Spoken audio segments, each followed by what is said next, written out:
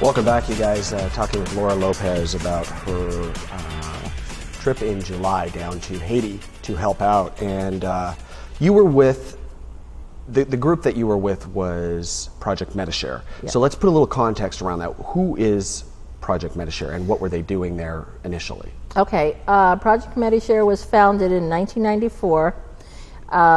It's done in partnership with the University of Miami to bring health care to the Haitian people. Okay, so they were there long before the earthquake happened. Right, they were, when the event happened, as the Haitians call it, they really stepped up their effort, and they were on the ground first and foremost to bring the critical care to the people. They were set up in tents, full-scale surgeries, mechanical ventilation, all sorts of therapy.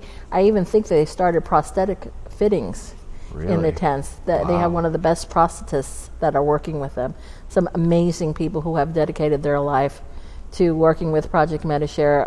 PJ, the head pharmacist, she is amazing. She has a website called PJ Saves the World, and it's very amazing. She goes and deworms the little kids in little schools.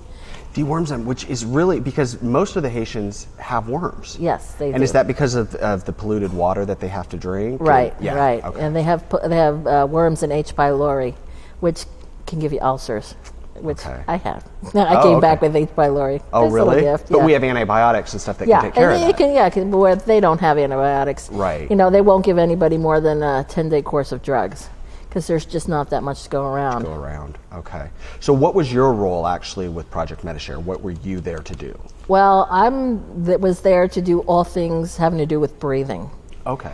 You know, so it's been my experience. I've worked with all, from little itty babies to adults, intensive care, acute care, all sorts of things like that. But it's how simple. Like when I was there, it was like a low respiratory week. It just so happens. So I did whatever I could do. You know, I wasn't saying, "Oh, well, there's nothing for me to do. Maybe I should go read a book." Mm-hmm. No, there was always something that you could find to do.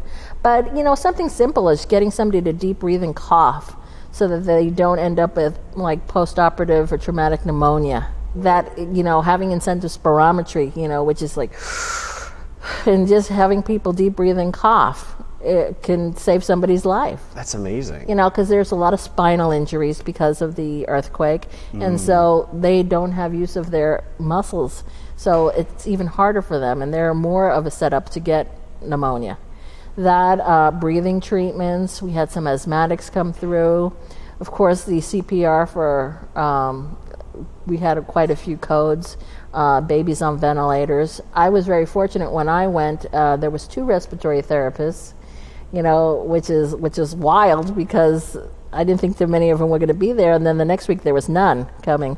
So Jolene was used to doing peds and neonates, so I said, hey, why don't you take that area, cover that, and I'll take everything else. And so we split up the work, and they said, so what hours do you want to work? I said, whenever, I'll be on call. You know, it doesn't matter to me, I can sleep when I get home. And so that's what we did, and it worked out really well. They were very limited on the amount of people they could see at one time, you know, because there was only 2 ER beds. And so... Yeah, 2 ER beds. And we took the sickest that would come in, you know, people who were septic or having heart. I put together an EKG machine, which was a big thing. They had parts and pieces. I got the whole thing working and got the whole thing working. So, yay, we were able to do EKGs. Really? You know, so that was a big thing. Yeah. And then... they would call me and say, Laura, there's somebody at the gate that's not breathing real well. You know, can you go take a look at him? And then I would take my stethoscope and go outside with my oximeter and check them out. And sometimes they say, do what you can, you know, just do it. And so I was out on my own, and that's what they need, people to really just step up. You know, if you know what needs to happen and you know how to do it, do it. You know, because there are not that many hands to go around. Mm-hmm. And so I had a gal on a motorcycle who was having trouble breathing. So I went and I listened to her and I said, oh, she'd be okay, I think, if we just give her some inhalers. So I went and got the inhalers, instructed her on how to use it. She felt better. Okay, goodbye.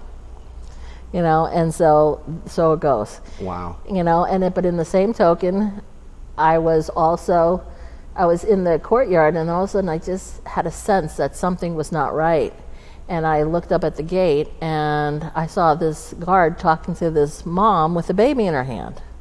And something said I should go up there and check that out. And so I walked up there, and sure enough, and I said, "What's going on?" And she says, "There's something wrong with the baby." I said, "Well, what's wrong?" She said, "Oh, she had a seizure." And I said, "Oh, let me see the baby." And so she opened the little baby up, so the little blankie, and the poor little baby was dead. It was so sad. It was so sad. And the only thing I knew how to say was "Mon regrets," which is "I'm very sorry" in Creole. Did she understand? She couldn't understand anything at that point because she kind of knew something was horrible was happening, and so she just totally blocked everything out. Oh. She said, "My baby can't be dead. He's warm." And I said, it's Did you see a lot of things like that? Yeah. Like really, really tough stuff. Just, I mean, I know you told me during the break about a little premature baby that you held, and the baby was, well, you said, tiny. It was a tiny little puffball baby. It was like the blanket weighed more than the baby did. Wow. And they just need somebody to love them, and that's what's so fabulous about the moms. They have all their little babies, and if one mom isn't there, another mom will come in and take it, and actually even nurse it if it needs food. Really? Yeah, they all band together and they help each other out. They're a very Incredible. lovely people. I want to talk a bit about the Haitian people when we come back from the break. So Okay. you guys will be right back. Stay with us.